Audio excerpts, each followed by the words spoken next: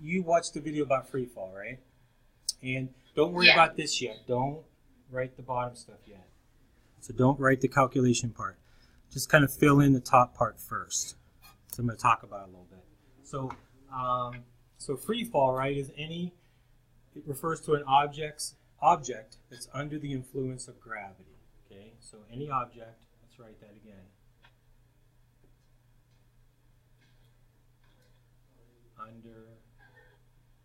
We're just going to say gravity, but it's under the influence. We're going to just abbreviate here.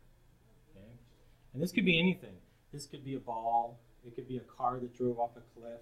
It's an airplane that's stalled. It's lots of things. Somebody that's jumped out of an airplane before the parachute opens, and those kind of things. So those are objects that are under free fall. So lots of things. Okay, and there's two equations that you use: velocity, and there's one for distance. Okay, so I'm going to show you these today, explain them first, and then show you how to give you some examples, and then you'll be able to do the calculations. Okay. So velocity, if you remember, it just talks to how far something is moved in a certain amount of time. Well, if you're an object in free fall, like this ball right here, this drawing of this ball, it's under the force of gravity, and it has some force of friction, like air resistance. But really, we're only worried about gravity with this. Okay, the friction isn't enough to really even worry about. Okay, but velocity is just the equation is gravity, which, if you remember, is 9.8. And it's meters per second squared, but we just need to know the number. And then it's time.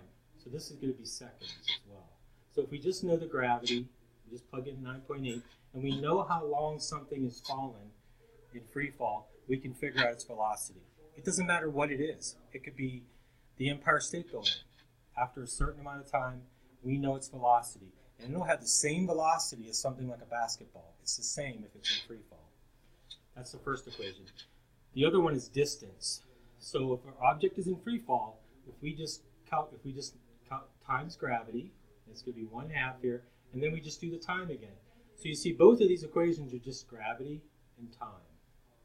And I'm going to go over some of these, but you have to remember for distance, we have to square the time. So let's look at a couple calculations here, okay? So this one says, what is the velocity of a box in free fall after 5 seconds? We see velocity and we see time. So V equals G times T, right? We plug in. G, gravity, is 9.8. And then time is 5 seconds, right? Then we just do the math. So let me grab my calculator. I just did this, but I'll do it again. 9.8, I think it's 49. So it's 49, and it's a velocity, so it's meters per second. Even if it doesn't give us the velocity, but we know that acceleration due to gravity is in meters per second, so this answer has to be in meters per second as well. So that's the first one. We're just using this equation. Does that make sense to you, Jameson?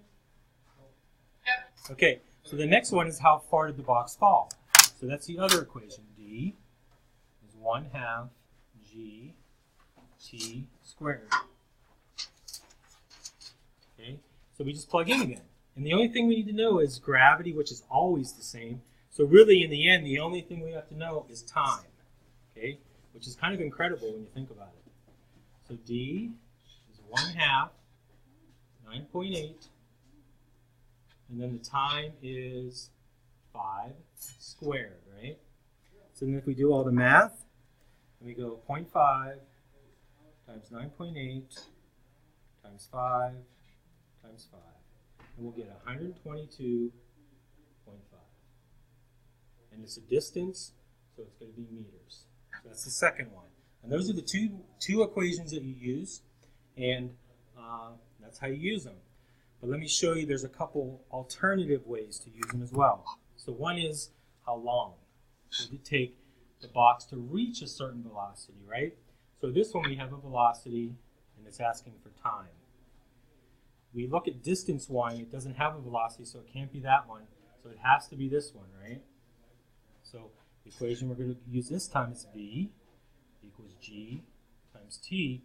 But we're not solving for velocity. We have that already. It's 20. That's equal to 9.8, right? Times T.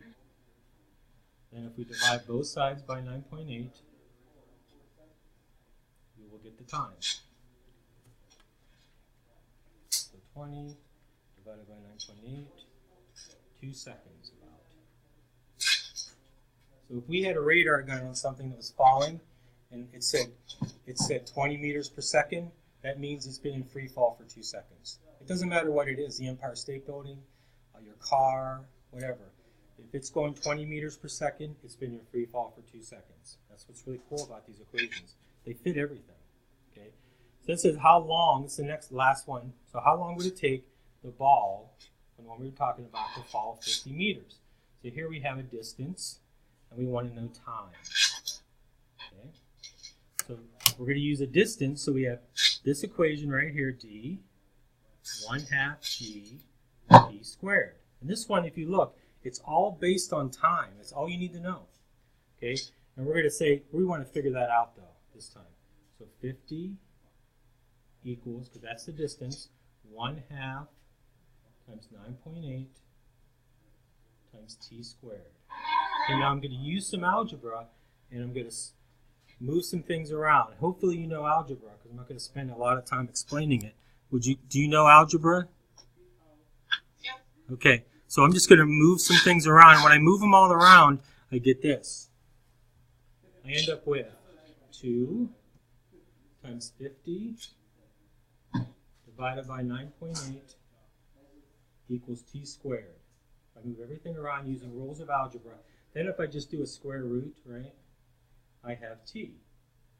So then if I solve it, 2 times 50 divided by 9.8, then I do the square root, and I get 3.2 seconds. So I know that if I see this object, in any object, if it's fallen 50 meters, I know it's taken 3.2 seconds every time.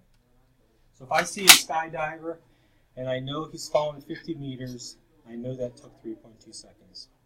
And I know this, if I see a skydiver, and it's been 3.2 seconds, he's fallen 50 or she's fallen 50 meters. Okay? So I want you to try the practice problems. These were given out. The answers are in the back of the classroom too, so you can check your answers to see if you're right. Okay? And then this is homework if you don't get done in class. You got like 10 minutes, you might be able to do it. Okay? All right. You're welcome.